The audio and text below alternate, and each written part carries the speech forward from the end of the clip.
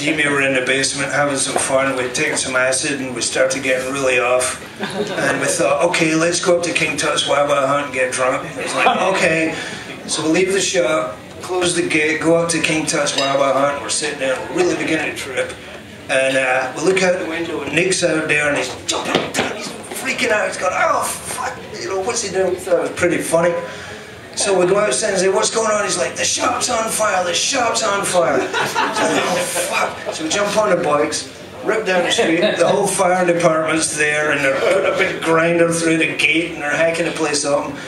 So I tap him on the shoulder and I say, I got the key. So we open up the door, up goes the door, and Willard the dog, Demi had this great big like German Shepherd mutt, out of there like just covered in soot and everything, all like down with the smoke. Anyway, out came the dog, in went the fire department, they put the whole fire out and stuff.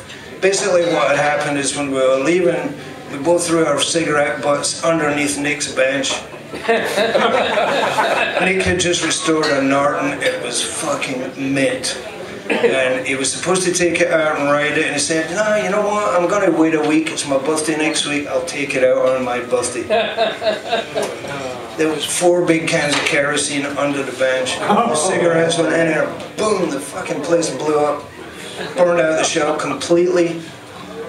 Interesting side on that, the bike was just a crispy critter. And it's in one of those magazines that pass around, there's a photo of it when it got reincarnated and ridden up to a Triumph Day.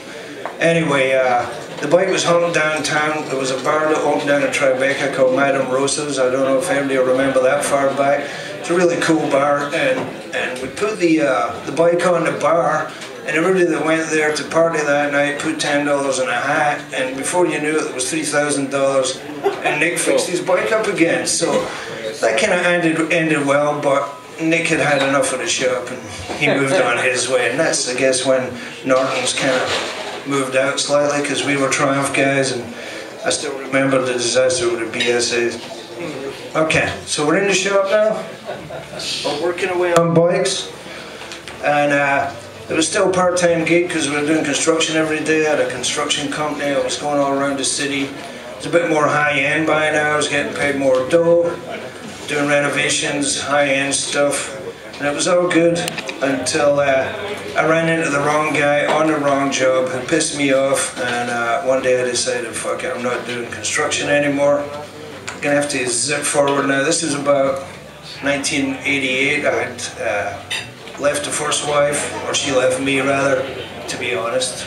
And then a couple of years later, in '88, I married my current wife, Pat, who I'm still married with, and we got 2 kids. Anyway, she, some of you know Pat. Anyway, she encouraged me to go full-time into the bike shop business. So that's when 6th Street really became not just a part-time fun thing that was really social, you know, it became a real life thing. And we started working on bikes full-time. Alrighty, things that happened in the shop of note, people that helped me and the way I learned a lot of this. There was a guy in Williamsburg called Manfred Hecht, some of you guys might know him. He was a bit of a Triumph guru back in the day, and he was an absolute genius as a machinist. And he used to build Triumphs for street drag races around the city in the 70s. And he gained a great reputation, and he would take super lightweight frames and build very powerful motors. And we started going to his shop and looking at what he was doing. And at first he would do shit for us, and then we realized, well, we got to start doing that. And he clued us in to how to put performance in the engines and stuff, and we started like using that knowledge. So he was a great piece of wisdom. He's still around? For us. No, he sort of, but his building was on South 3rd in Kent, right opposite the domino factory there. Yeah. It looks like a fortress. The building is still there. It's got tiny little windows, and when you go out to see him, he had 3 great big fucking nasty German dogs and a pistol. And it was like, you go in there and you'd be talking to them, and these 3 dogs would be sniffing your ball, just like, it was just horrible the whole time you were in there. And anyway, you get your cylinder head and get out of there. And I learned a lot from Manfred, you know, and his dogs.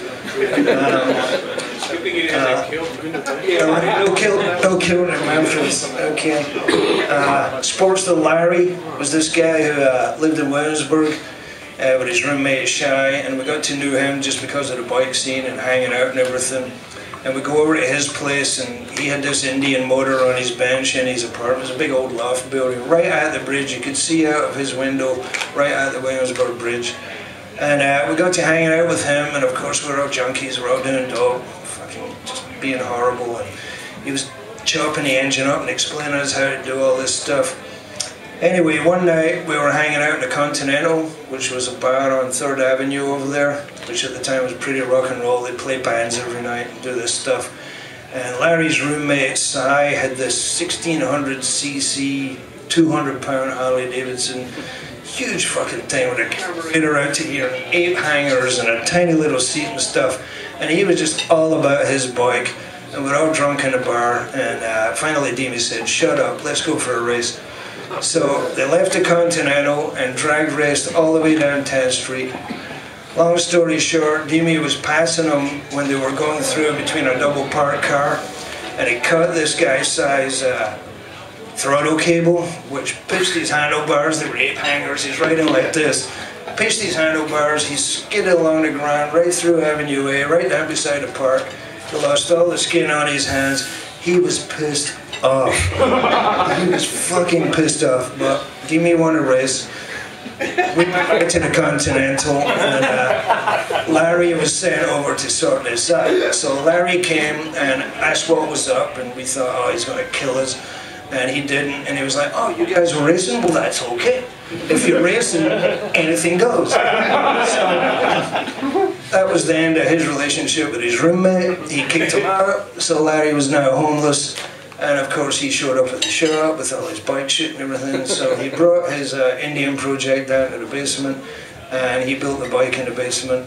And he taught me a whole bunch of stuff. He taught me how to lace wheels and how to do this and that, and how to have a bucket of hammers. Larry always had a bucket, and he'd have like 50 hammers in it, every different kind of hammer in the whole world. You gotta have this hammer for this, and you gotta have this hammer for that, and like that. So I learned